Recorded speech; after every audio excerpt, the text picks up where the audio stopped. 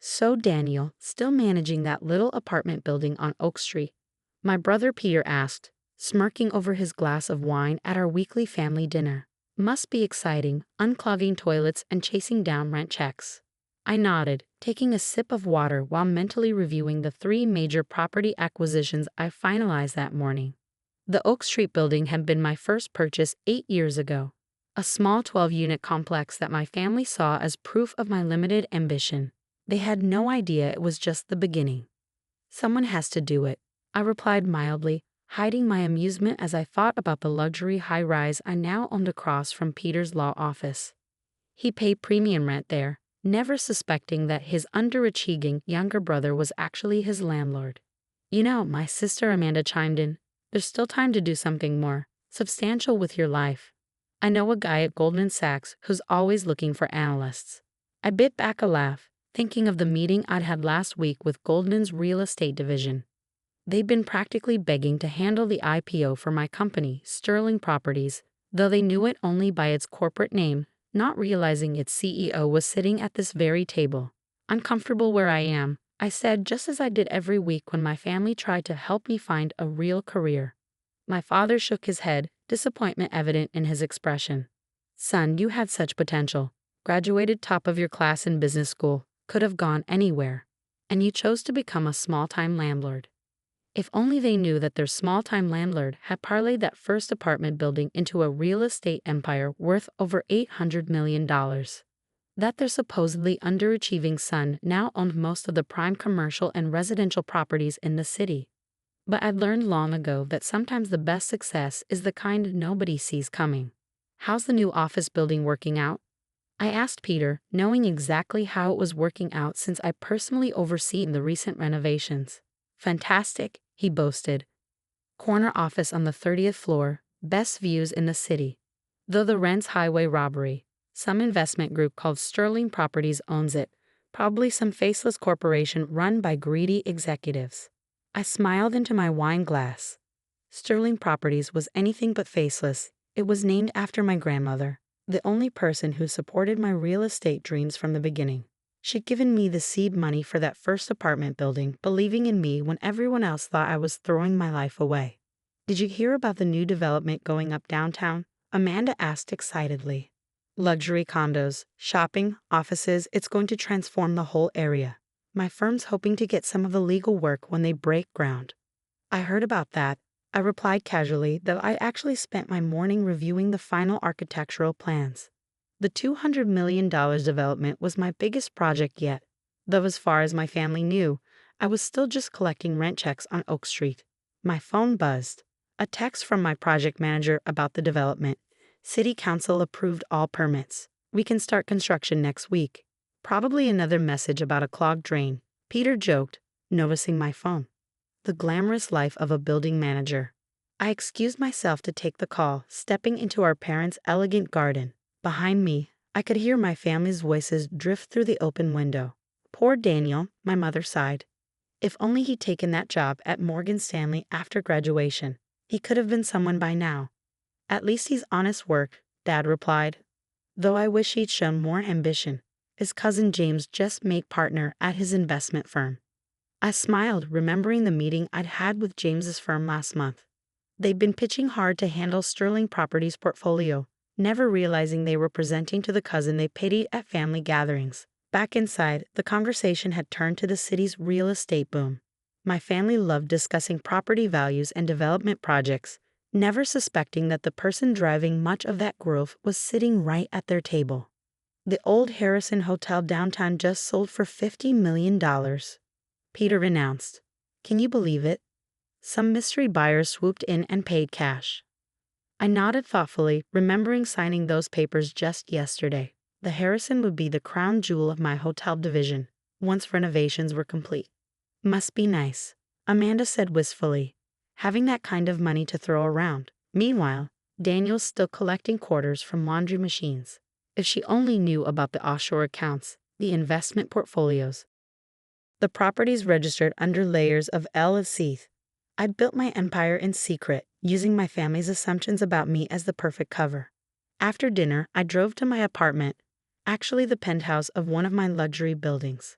Floor-to-ceiling windows offered stunning views of the city skyline, dotted with properties I owned. Hotels, office towers, apartment complexes, shopping centers. My assistant had left the latest acquisition proposals on my desk. Another lawyer's office looking to lease premium space. I made a note to offer Peter's firm some competition. A restaurant group wanting to expand into my retail locations. A tech company needing an entire floor of my downtown tower. My phone buzzed again, this time my lead broker with news about another potential acquisition. Owners of the Riverside development finally willing to sell, asking $125 million. Should I make an offer? I texted back an affirmative, then walked to my window wall. The Riverside property would connect several of my existing developments, creating a continuous stretch of Sterling Properties-owned real estate along the most valuable waterfront in the city. 8 years ago, when I bought that first small apartment building, my family had been almost embarrassed. Their brilliant son, with his MBA and stellar prospects, choosing to become a mere landlord. They tried everything to change my mind. But I'd seen something they hadn't. That small building had been perfectly positioned for the city's coming growth. I'd leveraged it to buy 2 more properties, then 4, then 10. Each acquisition carefully chosen, each property improved and maximized for value. I used different company names, hidden ownership structures, discrete banking relationships. As far as the public knew, Sterling Properties was a major real estate investment firm run by anonymous executives. As far as my family knew, I was still just managing that first apartment building on Oak Street. The next morning, I arrived early at my downtown office. The real one, not the small property management office I kept for show. The Wall Street Journal was on my desk, featuring an article about the mysterious Sterling Properties and its growing real estate empire. Sources say the company's CEO is a young business school graduate who's quietly become one of the biggest property owners in the region. The article read, though their identity remains unknown, their impact on the city's development is undeniable. I smiled, remembering yesterday's family dinner. If they only knew that the small-time landlord they pitied was actually reshaping the entire city's skyline. My intercom buzzed, my real assistant this time, not the part-time property manager I employed for appearances. Mr. Sterling, the investment committee is ready for you in the main conference room, and the architects for the Riverside development are here to present their initial designs. I straightened my tie, checking that my visitors list was clear of any family members who might accidentally discover my secret. Another day of building my empire while the world, and my family, remained oblivious to who was really behind it all. The revelation happened on a Tuesday morning in the most unexpected way. I was sitting in my private conference room at Sterling Properties headquarters, reviewing plans for the Riverside development when my assistant's voice came through the intercom. Mr. Sterling, there's a Peter Wilson here from Maxwell and Partners law firm. He's here for the lease negotiation meeting. My heart stopped. Peter Wilson, my brother Peter, wasn't supposed to be here. His firm's managing partner was supposed to handle the meeting. Sir, my assistant prompted, should I send him in? I had seconds to decide. I could hide in my private office, send someone else to handle the meeting. But sooner or later, this moment was bound to come. Maybe it was time. Send him in. The door opened and Peter walked in, his eyes fixed on his phone as he reviewed notes. I'm here to meet with Daniel Sterling about our lease renewal. The managing partner had a conflict, so I'll be handling. He looked up and froze. For a long moment, we just stared at each other. My brother, impeccable in his $1,000 suit, standing in my conference room. Me, his underachieving younger brother, sitting at the head of the table in front of architectural plans worth millions. Daniel.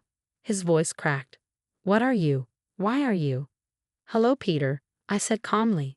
Please have a seat. We should discuss your firm's lease terms.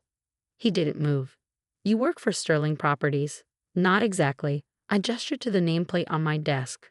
I am Sterling Properties. He sank into a chair, his face pale. That's impossible. Sterling Properties is worth. They own half the city. Actually closer to 60% of prime commercial real estate now, I corrected. The Riverside development will push it to 65. The Riverside. His eyes widened as connections started forming. The Harrison Hotel purchase, the downtown development Amanda was talking about. That was all you? I nodded. Would you like to see the portfolio? For the next hour, I walked him through it all. The properties, the developments, the acquisitions. 8 years of empire building while my family thought I was just collecting rent checks. Does anyone else know? He finally asked. The family? No. Just you now. I leaned back in my chair, though I suppose that's about to change. He looked at me sharply. Why did you keep it secret? All these years letting us think. Letting you think what, Peter? That I was a failure. That I'd wasted my potential. I stood up, walking to the window wall. You all made it very clear what you thought of my career choice. We were wrong, he said quietly. Yes, I agreed. You were. My phone buzzed. A message from Amanda. Family dinner tonight. Don't forget. I showed Peter the text. Shall we tell them together? The drive to our parents' house that evening felt different. Peter was uncharacteristically quiet in his car ahead of me. I followed him up the familiar driveway, knowing everything was about to change.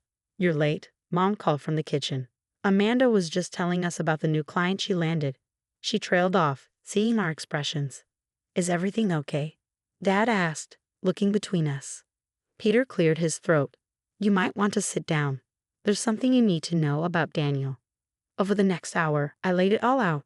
The properties, the developments, the empire I'd built while they dismissed me as a small-time landlord. I showed them articles about sterling properties, architectural renderings of my projects, financial statements that made their eyes widen. $800 million? Amanda whispered, staring at the numbers. You're worth $800 million. That's last quarter's valuation. I corrected. The Riverside development should push it over $1 billion. But you drive a Toyota, Mom stammered. It's a good car, I shrugged. Reliable, like that first apartment building everyone thought was such a waste of time. Dad hadn't spoken yet. He sat in his favorite chair, looking at me like he'd never seen me before. All those family dinners, he finally said. All those times we tried to help you find a real career, you just sat there and let us. Let you show me exactly who you were, I finished. Every smirk, every dismissive comment, every pitying look. It was educational. Educational? Amanda's voice rose. It was cruel. Letting us make fools of ourselves. Cruel? I turned to her. Like suggesting I get an entry-level job at your friend's company. Like mocking my little apartment building every chance you got. That kind of cruel. The room fell silent. The truth is, I continued more softly.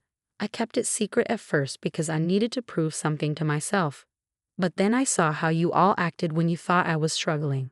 The condescension. The superiority. The absolute certainty that your paths were better than mine. So this was revenge? Peter asked. No, I shook my head. This was a mirror. I just let you see yourselves clearly. Mom started crying. Dad looked like he'd aged 10 years. Amanda kept staring at her phone, probably calculating how many times she'd inadvertently insulted one of the city's biggest developers. The Riverside development, she said suddenly. My firm was hoping to get that legal work. Already assigned, I cut her off. To a firm that didn't spend years mocking its client. Peter shifted uncomfortably, probably thinking about his own firm's lease negotiation. About the office space. Your lease terms will remain fair, I assured him. I don't mix business with family, though apparently, I'm the only one who feels that way.